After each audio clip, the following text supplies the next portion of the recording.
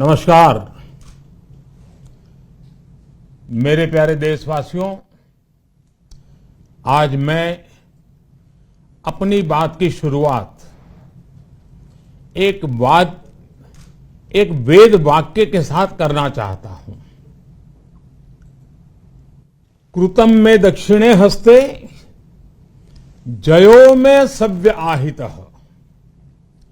इस बात को भारत के संदर्भ में देखें तो बहुत सीधा साधा अर्थ यही है, हमारे देश ने एक तरफ कर्तव्य का पालन किया तो दूसरी तरफ उसे बड़ी सफलता भी मिली।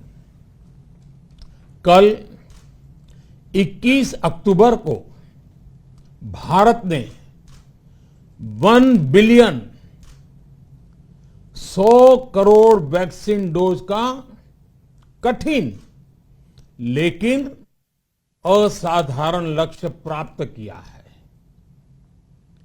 इस उपलब्धि के पीछे 130 करोड़ देशवासियों की कर्तव्य शक्ति लगी है।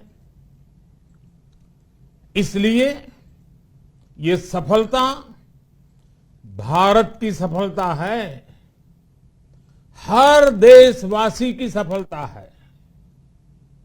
मैं इसके लिए सभी देशवासियों को हृदय से बधाई देता हूं। साथियों, 100 करोड़ वैक्सीन डोज ये केवल एक आंकड़ा नहीं है, ये देश के सामर्थ्य का प्रतिबिंब है, इतिहास के नए अध्याय की रचना है। ये उस नए भारत की तस्वीर है जो कठिन लक्ष्य निर्धारित कर उन्हें हासिल करना जानता है। ये उस नए भारत की तस्वीर है जो अपने संकल्पों की सिद्धि के लिए परिश्रम की पराकाष्ठा करता है। साथियों, आज कई लोग भारत के वैक्सीनेशन प्रोग्राम की तुलना दुनिया के दूसरे देशों से कर रहे हैं। भारत ने जिस तेजी से 100 करोड़ का 1 बिलियन का आंकड़ा पार किया है, उसकी सराहना भी हो रही है। लेकिन इस विश्लेषण में एक बात अक्सर छूट जाती है कि हमने ये शुरुआत कहां से की है। दुनिया के दूसरे बड़े देशों के लिए वैक्सीन पर रिसर्च करना, वैक्सीन खोजना, इसमें दशकों से उनकी महारत है, एक्सपर्टाइज थी। भारत अधिकतर इन देशों की बनाई वैक्सीनेशन पर ही निर्भर रहता था, हम बाहर से मंगवाते थे। इसी वजह से जब 100 साल की सबसे बड़ी महामारी आई तो भारत पर सवाल उठने लगे, क्या भारत इस वैश्विक महामारी से लड़ पाएगा? भारत दूसरे देशों से इतनी वैक्सीन खरीदने का पैसा कहां से लाएगा? भारत को वैक्सीन कब मिलेगी? भारत के लोगों को वैक्सीन मिलेगी भी या नहीं? क्या भारत इतने लोगों को टीका लगा पाएगा कि महामारी को फैलने से रोक सके? भांति भांति के सवाल थे। लेकिन आज ये 100 करोड़ वैक्सीन डोज हर सवाल का जवाब दे रहा है। भारत ने अपने नागरिकों को 100 करोड़ वैक्सीन डोज लगाई हैं और वो भी मुफ्त, बिना पैसा लिए। साथियों, 100 करोड़ वैक्सीन डोज का एक प्रभाव यह भी होगा कि दुनिया अब भारत को कोरोना से ज्यादा सुरक्षित मानेगी। एक फार्मा हब के रूप में भारत को दुनिया में जो स्वीकृति मिली हुई है, उसे और मजबूती मिलेगी। पूरा विश्व आज भारत की इस ताकत को देख रहा है, महसूस कर रहा है। साथियों, भारत का वैक्सीनेशन अभियान सबका साथ, सबका विकास, सबका विश्वास और सबका प्रयास का सबसे जीवंत उदाहरण है। कोरोना महामारी की शुरुआत में ये भी आशंकाएं व्यक्त की जा रही थी कि भारत जैसे लोकतंत्र में इस महामारी से लड़ना बहुत मुश्किल होगा। भारत के लिए, भारत के लोगों के लिए ये भी कहा जा रहा था कि इतना संयम, इतना अनुशासन यहां कैसे चलेगा। लेकिन हमारे लिए लोकतंत्र का मतलब है सबका साथ। सबको साथ लेकर देश ने सबको वैक्सीन, मुफ्त वैक्सीन का अभियान शुरू किया। गरीब, अमीर, गांव, शहर, दूर सुदूर, देश का एक ही मंत्र रहा कि अगर बीमारी भेदभाव नहीं करती तो वैक्सीन में भी भेदभाव नहीं हो सकता। इसलिए यह सुनिश्चित किया गया कि वैक्सीनेशन अभियान पर वीआईपी कल्चर हावी न हो। कोई कितने ही बड़े पद पर क्यों न रहा हो, कितना ही धनी क्यों न रहा हो, उसे वैक्सीन सामान्य नागरिकों की तरह ही मिलेगी। साथियों, हमारे देश के लिए ये भी कहा जा रहा था कि यहां ज्यादातर लोग टीका लगवाने के लिए आएंगे ही नहीं। दुनिया के कई बड़े विकसित देशों में आज भी वैक्सीन हेजिटेंसी एक बड़ी चुनौती बन गई है। लेकिन भारत के लोगों ने 100 करोड़ वैक्सीन डोज लेकर ऐसे लोगों को निरुत्तर कर दिया है। साथियों, किसी अभियान में जब सबका प्रयास जुड़ जाता है तो परिणाम अद्भुत ही होते हैं। हमने महामारी के खिलाफ देश की लड़ाई में जन भागीदारी को अपनी पहली ताकत बनाया। फर्स्ट लाइन ऑफ डिफेंस बनाया। देश ने अपनी एकजुटता को ऊर्जा देने के लिए ताली, थाली बजाई, दिए जलाए। तब कुछ लोगों ने कहा था कि क्या इससे बीमारी भाग जाएगी।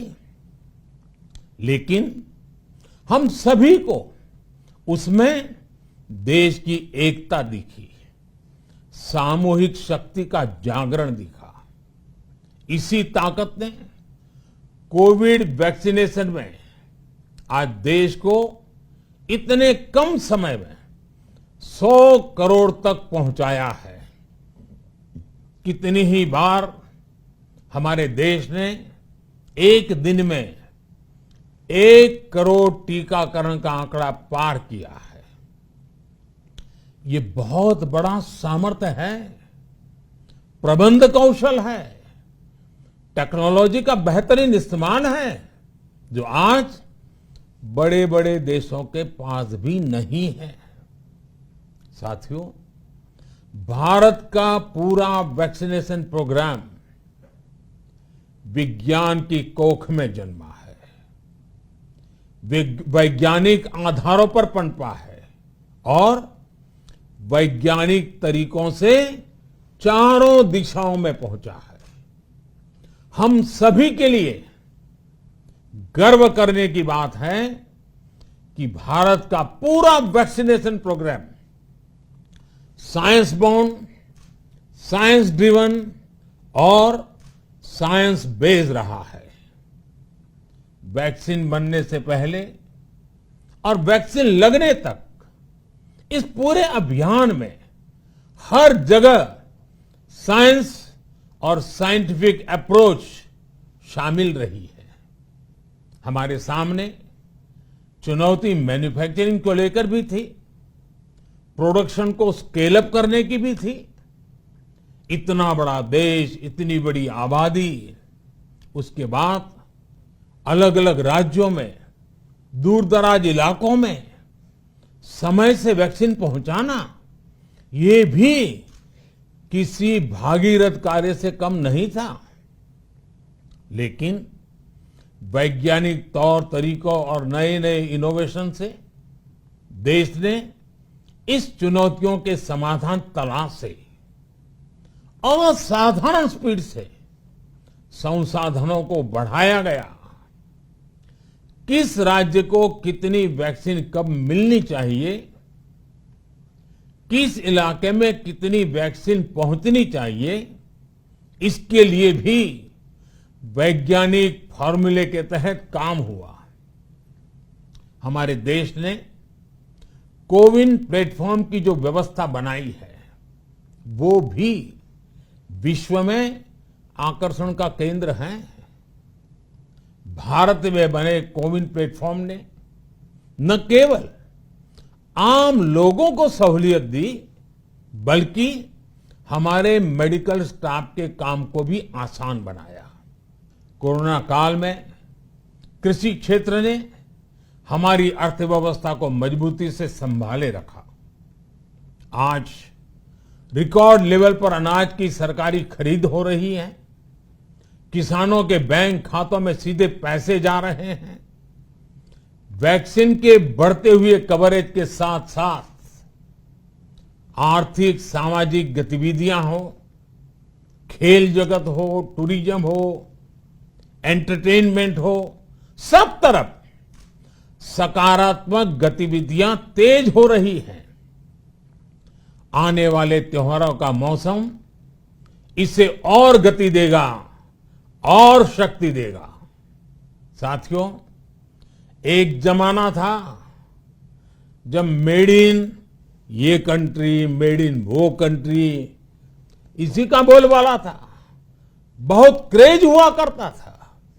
लेकिन आज हर देशवासी ये साक्षात अनुभव कर रहा है कि मेड इन इंडिया की ताकत बहुत बड़ी होती है। और इसलिए आज मैं आपसे फिर ये कहूंगा कि मैं हर छोटी सी छोटी चीज जो मेड इन इंडिया हो, जिसे बनाने में किसी भारतवासी का पसीना बहा हो, उसे खरीदने पर जोर देना चाहिए। और ये सबके प्रयास से ही संभव होगा। जैसे स्वच्छ भारत अभियान एक जन आंदोलन है, वैसे ही भारत में बनी चीज खरीदना, भारतीयों द्वारा बनाई चीज खरीदना, वोकल फॉर लोकल, ये हमें व्यवहार में लाना ही होगा। और मुझे विश्वास है, सबके प्रयास से मुझे विश्वास है भी करके रहेंगे। आप याद करिए, पिछली दिवाली हर किसी के मन मस्तिष्क में एक तनाव था, लेकिन इस दिवाली 100 करोड़ वैक्सीन डोज के कारण एक विश्वास का भाव है। अगर मेरे देश की वैक्सीन मुझे सुरक्षा दे सकती है, तो मेरे देश का उत्पादन, मेरे देश में बने सामान मेरी दिवाली और भी भव्य बना सकते हैं। दिवाली के दौरान बिक्री की एक तरफ और बाकी साल की बिक्री एक तरफ होती है। हमारे यहां दिवाली के समय, त्योहारों के समय बिक्री एकदम बढ़ जाती है। 100 करोड़ वैक्सीन डोज हमारे छोटे छोटे दुकानदारों, हमारे छोटे छोटे उद्यमियों, हमारे रेहड़ी पटरी वाले भाइयों बहनों, सभी के लिए आशा की किरण बनकर आई है। साथियों, आज हमारे सामने अमृत महोत्सव के संकल्प है। तो ऐसे में हमारी ये सफलता हमें एक नया आत्मविश्वास दिलाती है। हम आज कह सकते हैं कि देश बड़े लक्ष्य तय करना और उसे हासिल करना बखूबी जानता है, लेकिन इसके लिए हमें सतत सावधान रहने की जरूरत है। हमें लापरवाह नहीं होना है। कवच कितना ही उत्तम हो, कवच कितना ही आधुनिक हो, कवच से सुरक्षा की पूरी गारंटी हो, तो भी जब तक युद्ध चल रहा है हथियार नहीं डाले जाते। मेरा आग्रह है कि हमें अपने त्योहारों को पूरी सतर्कता के साथ ही मनाना है। और जहां तक मास्क का सवाल है, कभी कभी जरा, लेकिन अब तो डिजाइन की दुनिया भी मास्क में प्रवेश चुकी है। मेरा इतना ही कहना है, जैसे हमें जूते पहन करके ही बाहर जाने की आदत लग गई है ना, बस वैसे ही मास्क को भी एक सहज स्वभाव बनाना ही होगा। जिनको अभी तक वैक्सीन नहीं लगी है वो इसे सर्वोच्च प्राथमिकता दें। जिन्हें वैक्सीन लग गई है वो दूसरों को प्रेरित करें। मुझे पूरा भरोसा है कि हम सब मिलकर प्रयास करेंगे तो कोरोना को और जल्द हरा पाएंगे। आप सभी को आने वाले त्योहारों की एक बार फिर बहुत बहुत शुभकामनाएं। बहुत बहुत धन्यवाद।